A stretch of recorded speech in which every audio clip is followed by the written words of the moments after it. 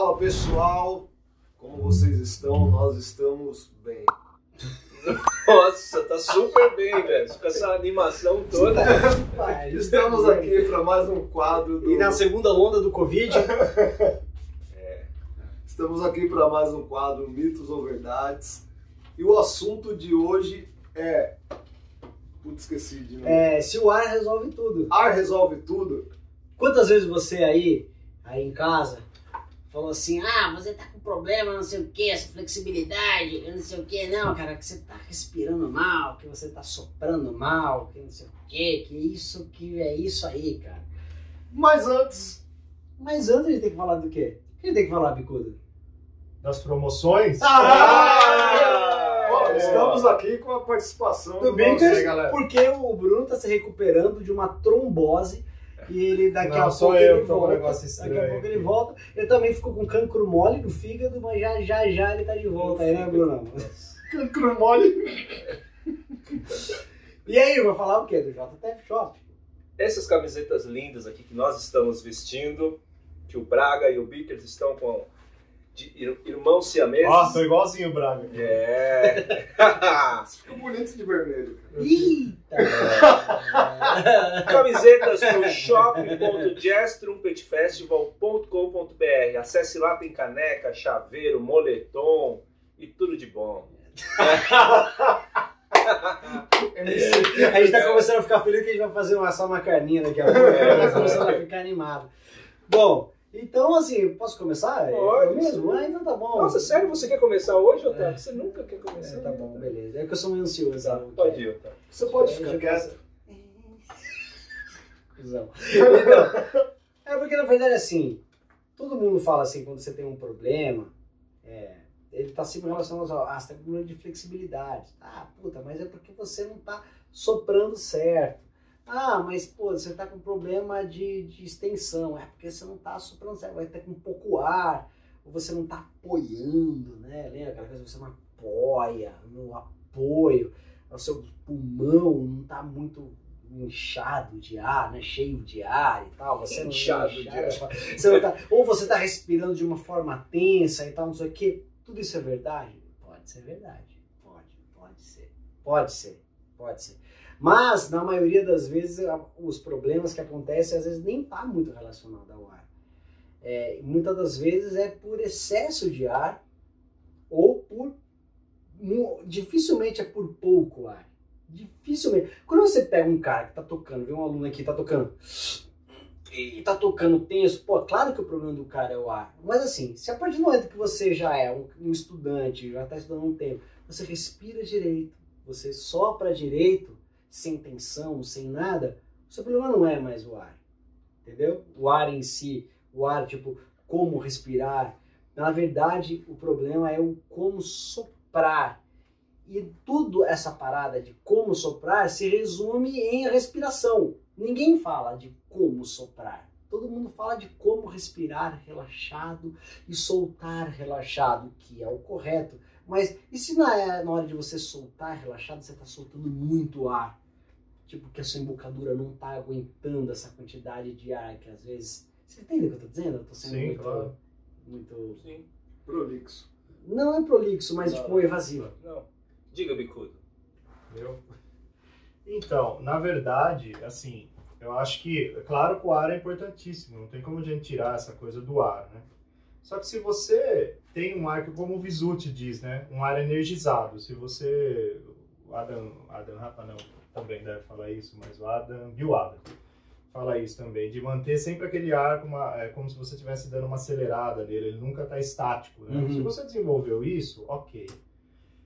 Os problemas que eu tenho tido e que eu venho resolvendo é por questão de configuração de embocadura. Se a embocadura não estiver configurada, você pode estar com o seu ar perfeito, que também não vai acontecer nada. É prova disso. E eu fui descobrir esses tempos que um dos problemas que eu estou tendo é a coisa do queixo meio flutuante. Porque eu fecho minha embocadura muito, meus dentes de baixo muito para trás. E quando eu coloco o bocal e eu estou começando a tocar, meu queixo está recuando. Desculpa, você falou queixo flutuante, nem seu queixo Já-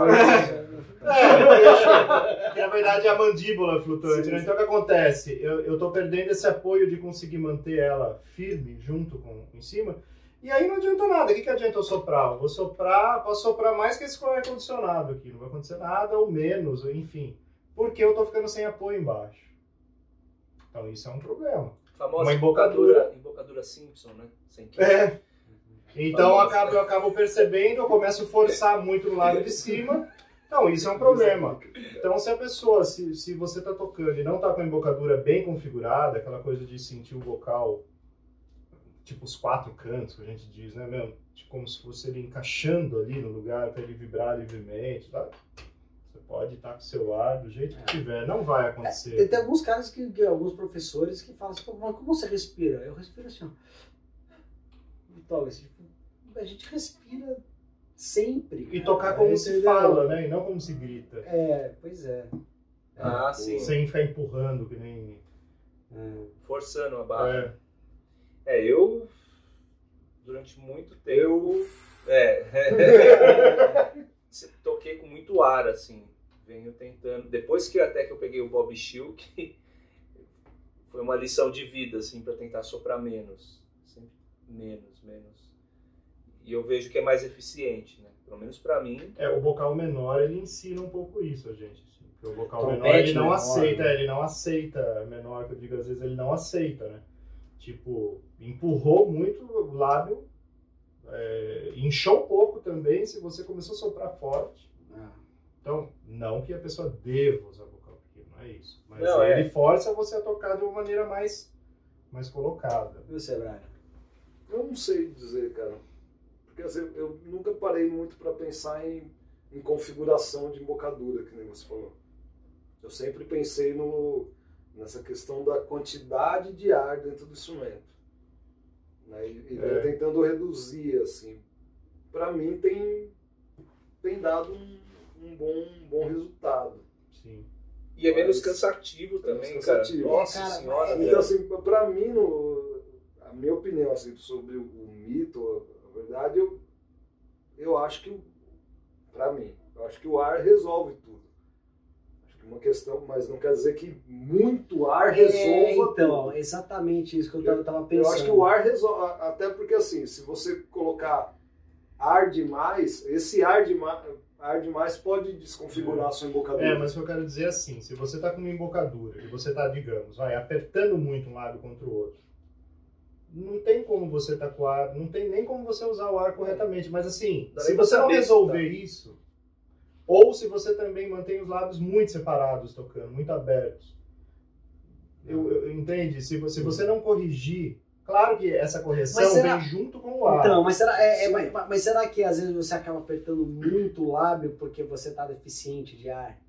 Então, Então, pode pode ser, ser também, não, mas aí em cada caso... Ou o seu lábio tá muito aberto porque você tá soprando muito, né? Também. Puta, cara. mas eu acho que assim, é lógico, existem um casos, checkmate não é uma aqui. regra, né? Existem muitas exceções e tudo, mas eu acho que na maioria dos casos, eu acho que até a quantidade de ar, ela serve para configurar ou desconfigurar essa embocadura. Sim, claro. sim. A velocidade do ar, né? Se ela sendo um pouco mais lenta, você tem mais ar, você sendo mais rápida, você tem menos ar. Isso é verdade. Nem nunca, eu não falei besteira, não é isso. Não, cara, isso é, olha... Uma coisa que eu vejo que desconfigura a embocadura, no meu caso. Como eu nunca dei muita atenção para essa questão de embocadura e tudo mais, por mais que eu fizesse as mudanças, eu nunca dei aquela atenção de enrijecer músculo. Então, assim, você não deu atenção para músculo. É. Você não dá atenção. tá fácil, Se né? fosse eu só ia acreditar. Então, Mas assim, aí eu percebo que, por exemplo, o que faz eu perder o controle e às vezes a embocadura sair do lugar é quando eu sopro demais. Então aí por isso que estou falando, eu acho que o ar entra nessa configuração desconfiguração do ar. Eu concordo com você, Braga, mas eu acho que tem um ponto, talvez, isso é uma coisa que é a impressão que eu tenho, eu posso estar errado, Mas sempre quando eu vejo as pessoas falando sobre ar, eu sempre escuto, você tem que respirar, depois tem que soltar. Só isso. Só isso. Sim. Entendeu? Você tem que respirar sem tensão e você tem que soltar sem tensão. Eu só ouço isso. Eu nunca ouço do tipo assim, e isso vai resolver. É isso que eu sempre ouvi. Respira direito e sopra relaxado que vai resolver todos os seus problemas. É isso que eu sempre ouvi. Agora, eu nunca ouvi, por exemplo, olha, respira relaxado, mas na hora de soltar, pera, não é assim, não é soltar de qualquer jeito. Pô, olha, você tem que soltar numa quantidade que não vai abrir demais os seus lábios e nem uma quantidade menor que vai fazer você fechar demais. A medida de soltar o ar, eu nunca ouvi ninguém falando disso, eu acho cara. que isso causa confusão. É isso que causa confusão, cara. Você pega, nosso instrumento, ele é movido a o combustível. óbvio, E assim, a forma que eu penso é que, por exemplo, tem que existir um fluxo de ar constante dentro desse instrumento. Mas existir um fluxo de ar constante não significa que você... Essa quantidade. não é a quantidade que vai ser trazer energizado, né? Exatamente. O ar tem que ser energizado. Exato. E não quantidade. Eu acho que por exemplo, você oscilar nessa energia. constância traz prejuízo, né? Quando você vê que o seu ar não tem uma constância. Agora, a quantidade de ar, por mais que seja mínimo a diferença, o equipamento vai interferir na quantidade que você vai colocar, mas tem que ter constância. Talvez o que eu estou dizendo é que às vezes eu entendi errado o que alguns professores falaram para mim, entendeu? Ou os professores são tão naturais que nunca pensaram nessa coisa de... Mas uma coisa que tem me ajudado muito nos últimos anos é pensar na forma de soltar o ar. Porque respirar relaxado é muito fácil, gente. Você sabe que eu tenho... Entendeu? Você pode estar super tenso, cara. Eu já passei por isso. Que tem uma coisa que eu estou super tenso para tocar. Eu consigo respirar relaxado. Uma hora que eu vou tocar, entendeu? Na hora de soltar que eu... porque envolve musculatura. Que você fica tenso, mas é porque eu não estou acertando a quantidade de ar que eu estou soltando. Então, assim, muito se fala de capacidade respiratória, capacidade pulmonar, respirar relaxado, soltar relaxado, mas nunca fala a quantidade. Ninguém fala assim, não, bicho, peraí, o seu problema é esse, acho que você está soltando muito ar. Você está soltando menos, entendeu? Porque isso, Mika, você pode... Sim. Tem a ver com a embocadura. O Buda, eu tive aula com o Buda, né? Tive a sorte de pegar um tempinho, o Buda morando em Jundiaí, e o Buda, na sua simplicidade, assim, ele tocava super bem e, na verdade, aula de trompete mesmo, ele teve uma aula com aquele que tem aquele vídeo do pai e o filho. Sei. John Thomas. Ele teve aula com o John Thomas, e o John Thomas escreveu para ele, inclusive, o stamp, né? Ele tem escrito à mão, o Buda tinha escrito à mão o stamp. E o Buda falava uma coisa muito interessante sobre respiração que eu comecei a lembrar agora, e eu voltei a fazer exercício de respiração, mas com uma filosofia totalmente diferente do que eu sempre pensei. Porque como que a gente sempre pensa no exercício de respiração? Pelo menos da maneira que eu aprendi. Que o exercício de respiração serve para aumentar a sua capacidade. Hoje, eu estou fazendo exercício de respiração para acostumar o meu corpo a soprar o ar com mais tranquilidade, assim, menos ar, soprar mais relaxado, e não ficar tenso com isso, aprender a conseguir soltar o ar. Então, e o respirar profundo, eu lembro que o Buda falava uma coisa. O Buda ele falava que respirar profundo não é respirar muito, é respirar lá embaixo. Respirar o ar ir para a profundidade. Então, de repente, então ele falava, o ar tem que ir lá para baixo, né? Bem, a barriga tipo expandir, mas ele não falava para respirar muito. Ele falava, respira profundo, manda o ar para baixo. Não respira assim. Né? Então ele falava isso. Então hoje eu tenho feito exercícios de respiração, tipo, tem um bocal aí, qualquer bocal, só pra... Não, porque eu não vou tocar. Porque eu não vou tocar. Aquele exercício, até outro vídeo mostra bastante esse exercício. Então hoje, e eu acho difícil pra caramba pra mim, de soprar no bocal, mas não soprar. Não, soprar. Como se eu estivesse tocando uma nota pianíssima.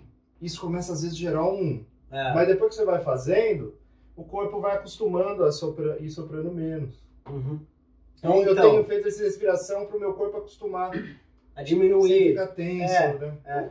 Isso muito, a galera fala muito sobre o ar quente, né? Que tem muito a ver com isso, de você soprar. Como se estivesse bocejando. Mas você soprar. Eu acho que o caminho é muito mais por aí, cara, do que. O ar lento, o ar quente é o ar lento. Então, até esse negócio do ar quente ou é o ar frio, eu acho que os dois são válidos. Tem o momento de você usar.